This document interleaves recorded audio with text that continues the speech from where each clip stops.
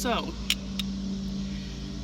I've been in my bed, girl, minding the fullest of my nigga business. And I'm sorry that the man is mowing the yard and I forgot to bring my headphones so I can have my mic. But this is where we are today.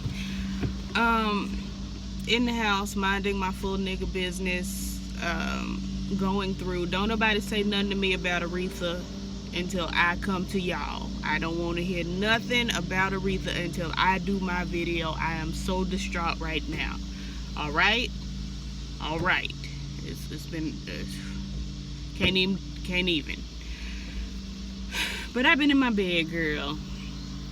I've been working from my bed, obviously, because girl, who has time for laziness? But I've been in my bed, and just every like couple of hours, one of my friends texts me and says, "So sis, at what point will you get your girl?" And there's nothing I can do about Nicki Minaj. There's nothing I can do. My friends text me because they know I've been with Nicholas since 2007. Everybody knows that but my mama. Because I was hiding that from her, because I feel like, I felt like at 13, 12, somewhere in there, honey, 14, I don't know. As an adolescent, I felt like telling my mama that I was listening to this hot new artist named Nicki Minaj. Like, my mama saved. Minaj just wasn't quite where it was gonna be. But yeah, everybody knows that I've been sitting with Nicholas since 2007. I went with her through 2009 when she looked a mess. She had those horrible wigs on. When Beyonce wouldn't touch her shoulder at the VMAs. I went with her through that, and I sat there and I looked and I said, this is a mess, but I believe. This is a mess, but I know it's going to get better. And here we are in 2018. It could have been the 2009 VMAs then, because that would have made that 9 years ago, and Beyonce was pregnant with Blue Ivy at that time, and maybe it was the 2012 VMAs. Had to have been 12. Anyway, ooh, girl, he mows his yard every 2 days. Like, baby, you gotta let the grass grow before you cut it. But here we are. My friends keep calling, they keep texting, they keep sending me homing pigeons, saying, get your girl, gather your sis, what's going on, what's she doing, why is she doing it? And I'm just like, I don't know. I can't tell you. I literally have no idea. From the moment that she did that Elle interview right after Rich Sex came out, when she was giving, I don't want to give, my listeners the idea that they should be having sex for money, but then the song literally said, if you F a broke nigga, then we tellin'. Like, girl, so what are you saying? What do you want from us? What's tea? What is tea? From that moment, I knew that 2018 and Nicki Minaj were not going to be friends. I knew that I had to isolate moments with Nicki Minaj. Nicki Minaj has songs that really truly got me through some things. Not just because they were good like lyrically and they spoke to my heart, but no, because I needed a distraction and she gave me some good bops. But moving along into 2018 and her putting out Rich Sex and doing that Elle interview and saying, oh well girl, we're not trying to persuade the girls to have sex for money, but if you ever broke nigga, then we're telling. If you know your vagina's worth a Benz truck, go to the Dominican Republic for a fat transfer, which transfer and Ben's truck don't rhyme. I just really, really want her to know that. Like, I don't know if she knows it or not, but it doesn't rhyme. From that moment, I knew that in 2018, I was really gonna have to either defend Nicki Minaj or denounce Nicki Minaj 3 times before the rooster crows. I was gonna have to, say that that is not my Lord and Savior, which she's never been my Lord and Savior. But I'm at the point, not where I'm denouncing Nicki Minaj, because I don't know if I can do that. I don't know if I can. She's always been a part of, well, not always, but for the past over a decade, she's been a part of my growth and development, I guess you could call it. Hey. All right, swing on by. But it's just, girl, I'm tired. I'm big tired. I've never been more tired of Nicki Minaj and her foolishness.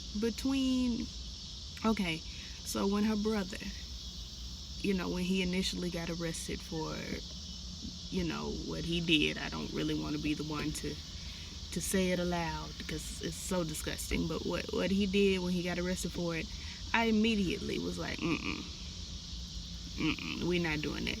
The Nicki stans, the Barbs as they like to call themselves, and she likes to call them, were like, he didn't do it, evidence came out, DNA came out, and everybody had to shut their mouth on it. I already knew something was wrong with the Mirage children, but we really do have to come together as a collective and acknowledge this. Something is wrong with the entire Mirage family from what I can see. I don't know about the baby boy, but the mama, the daddy, the older sister, and the older brother, something is wrong with each of those individuals. I let Nicki Minaj do a lot because she's been through a lot. I was listening to Nicki Minaj when she was putting out the autobiography, of Onika Mirage, where she went into detail about how her father was on drugs and he burned down the house with her mama in it. Fortunately, obviously, her mama got out, and she had an abortion and all sorts of things she was talking about in that song. And I knew from that song that wasn't even everything.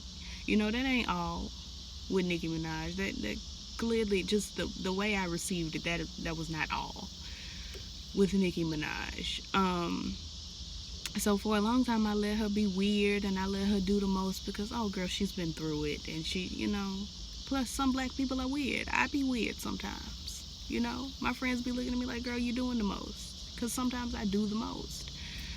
But I let her slide on a lot of things. But girl, fighting with the Love and Hip Hop stars, never having said anything. Let's just talk about this.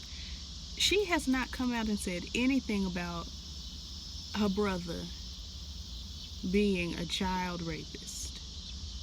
She hasn't said anything about it, but she jumped on a song with someone who is a child sexual predator, a whole different child sexual predator.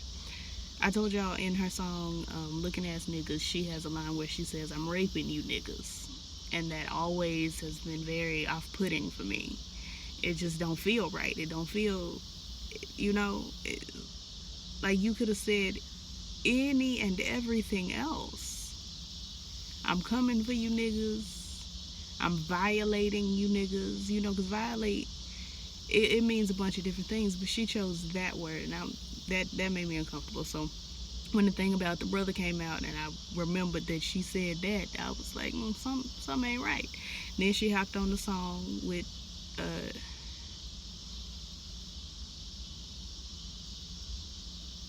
I want to say Tina Shay, but that's a woman. What's this man? 6ix9ine, whatever the girl's name is with the rainbow hair, hopped on that song. He did some sexual things with an underage person, and it just don't feel right. It just does not feel correct. And in her reach for relevance, because Nicki Minaj is reaching for she's grasping, trying to find it. It's not where she left it. Somebody moved her relevance and she's looking for it. She put that song, Fifi, I believe is what it's called. I still have not listened. Still haven't. But she put that song on the album after the album came out to try to boost sales. And it's like, for you to have a brother who is a rapist, a child rapist, and to do a song with a, you know, underage sexual assaultist, and then to put that song on your album after the album has come out because you're not getting the sales because the album wasn't worth it. Like, it just all is so incorrect. And then some about her going over to DJ Self, which I didn't know that was a credible DJ. I really had no idea. Going over to his radio show and coming for him, and then Mariah Lynn jumped in, and Jessica Dime jumped in, and Safari, you know, he's always in the middle of it. Apparently she paid for his hair plugs, you know, his hair club for men, whatever. He really just went in there and started playing Chain of Fools, and I'm just trying not to do Aretha right now. I'm trying not to go through that right now. He's a nice man, my neighbor, but I'm not gonna be able to do so. I'm gonna have to suffer being hot, so I don't have to listen to. Oh my God, I can't do the death of Aretha today. I'm gonna have to call y'all back for that. But apparently she bought him some hair, a hairline. And the thing about it is, like, girl, that was your man, and you wanted him to look nice. Why wouldn't you buy him? If he needs a hairline and you can buy it and they have the technology to put it on his head, why don't you do that? Go ahead and put it up. Put you know, shape him up. Make him look nice. The hell? But she got on there talking about how he stole her credit cards or something like that. And it's like, so you taking K. Michelle's Love and Hip Hop storyline, because this is the first we've ever heard of this nigga stealing your credit cards. The first we've ever heard. Ever. But whatever. She was just going off. Apparently Safari got some endorsements from it, which congratulations, I guess. But again, Jessica Dime and Mariah Lynn and all these other people that I don't even couldn't tell you who they are, what they do, hopped in. He is really just going through the hits over there. Everybody don't want to share in people's misery. That's something that I think people need to understand. I understand that, you know, to some, when an artist dies, playing their music is a celebration of their life, and sometimes I feel like that. But today, since I listen to Aretha Franklin every single day of my life, every day I listen to Aretha Franklin, not just, you know, because she was dying, let me stream her album like a lot of y'all, which I feel is fake, but I listen to her music every day. Today, I would like to have a day of just silent observation, but I can't. Because people don't understand, but we're not going to talk about Aretha right now. I'm talking about Nicki. It's just so much that I'm just, you see, I'm glistening. I'm sweating out here. I had to roll up my window so I'm even hot. I put on a long sleeve shirt because I wanted to be cute for the girls. But it's just so much carrying on. So much carrying on. I just saw, before I came out here, there was a video of Nicki Minaj on Queen Radio, which I guess that's a thing she's doing regularly now. I don't know, because I don't pay attention. But Queen Radio, DJ Envy, I think, or Ebro. I don't know the difference. I really truly don't. But one of them niggas, I think it was Ebro, which again, don't know the difference, was there, and he was asking Nicki if, you know, she would ever consider squashing the beef between Remy Ma and the beef between Cardi B. And it's like, why would you ever ask? I would never in my whole entire life from henceforth, never, ever expect Nicki Minaj to be cool with Remy Ma again after what she did on that song. Girl.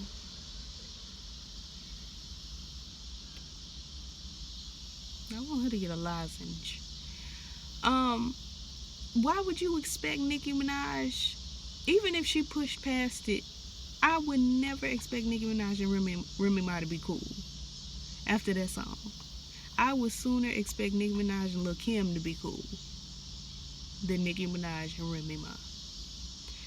And as far as Cardi B, that whole situation is childish. Like, they not gonna be cool because Nicki Minaj is childish and Cardi B is a child. It's a 10-year difference between, at least 10 years, between Nicki Minaj and Cardi B. And you really don't know who's older and who's younger. You really can't tell because Nicki acts like somebody's great-granddaughter. And as somebody's great-granddaughter, I'm certified to say it because my great-grandparents are still with us.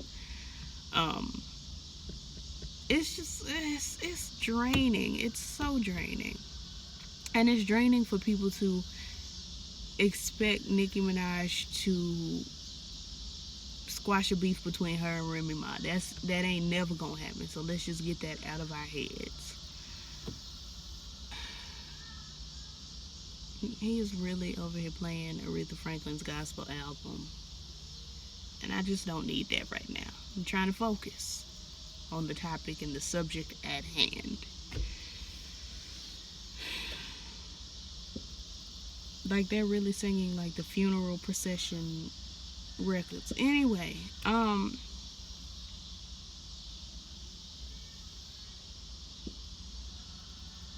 sorry, I'm very thrown off. Because I just don't see why you have to. Do you not have headphones? Like your car speaker, his RV speaker that's connected to the outside of the RV. So we all have to share in this. It's times like this I wish I lived in a white neighborhood so I can mourn respectfully and quietly in peace. But Nicki Minaj, like, I don't know what to do about her. I don't know what to tell y'all as far as what she got going on. All I know is the album is a flop.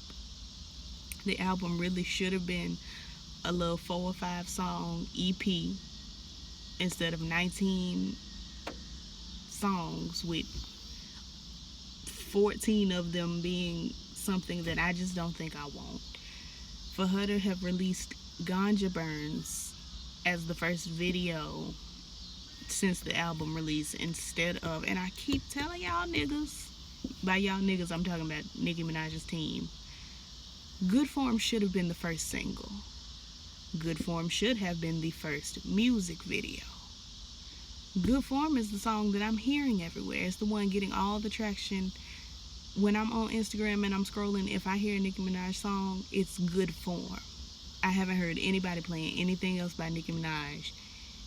It's just Good Form. I don't know why you girls decided to go over there and do Ganja Burns. I'm not gonna watch that music video because I didn't like the song. As simple as that. If Good Form had you dropped a video for that, I would watch that. If you dropped one for LLC, I would watch that. Even whatever the name of that song is with The Weeknd, I would probably watch that. But I ain't watching no Ganja Burns music video, girl, please. Because I told you that's not the way you start an album. That's not how you start an album. If you want to know how to start an album, you go back to Toni Braxton's The Heat album. The moment the album comes on and you hear, listen girl, who do you think I am? Don't you know that he was my man? But I chose to let him go, so why do you think I got to care about him? I didn't plan to sing that, but when you turn that on and you hear that, or when you put on Anita Baker's Rapture album and it begins with Sweet Love, with all my heart I love you, baby, stay with me and you will see my arms will hold you, baby, never leave, 'cause I believe in this love sweet love. That's how you begin an album. That Ganja Burns foolishness, I can't quote nothing, but she said something about perm and hoes, and I'm just like, girl, nobody needed that. Nobody needed it. I would have rather you started the album with the song you ended the album with the Foxy Brown song. But anyway, it feels like she's flailing, she's reaching for relevance. She's not okay. Nicki Minaj is not okay mentally. She's not okay. I'm not saying it to diss her. I'm not saying it to demean her in any way, because I also am not okay. I've been having panic attacks every morning for 2 weeks. Bad ones. So I understand not being okay, and I wish you would just say I'm not okay instead of giving us all these antics, this foolishness, this carrying on, this coming for people. Like, girls, settle down, get your mental health under control, and come back to us with a conducive body of work. This was not conducive. And it wasn't worth, 2015 to 2018, you could have dropped that 2 weeks after you dropped the first album, because, girl, it didn't show any growth. It didn't show any hardships. Now, again, I didn't listen to the song where you were singing, so I don't know. Maybe you did have some hardships. I ain't gonna listen to that, though. But it's just like, girl, no one wants all this you're doing. Nobody does. The barbs are flailing. They are spinning around in circles, windmilling, trying to slap the mess out of people who are telling the truth on your behalf. You don't even appreciate them hoes. Like, they are doing your work for you, and you don't even appreciate them hoes. Somebody tweeted the other day, or today actually, and I saw it pop up on my timeline. It said, make sure you claim your free copy of Queen before 11:59 Eastern Standard Time tonight, so it'll count for this week's sales. Your barbs are begging for you to have, #1 albums and hits, and for your album not to flop. And your attitude just don't make people want to go listen to the album. Aside from the fact that the album is not that good, your attitude makes people just be like, well, girl, I guess. Because I listened to the album once in full.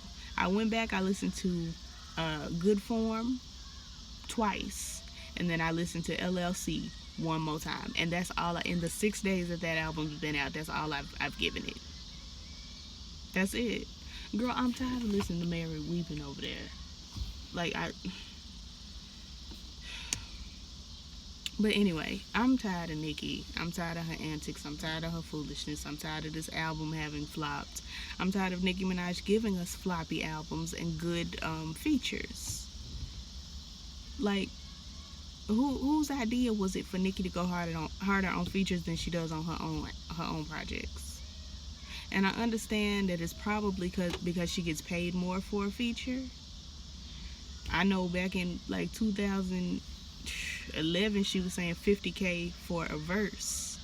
So if you just do a bunch of verses, you're obviously gonna make more money than you do on your album, because, girl, don't nobody want your album. So it, logistically and fiscally, it makes sense for her to go harder on other people's songs, so they'll keep putting her on them.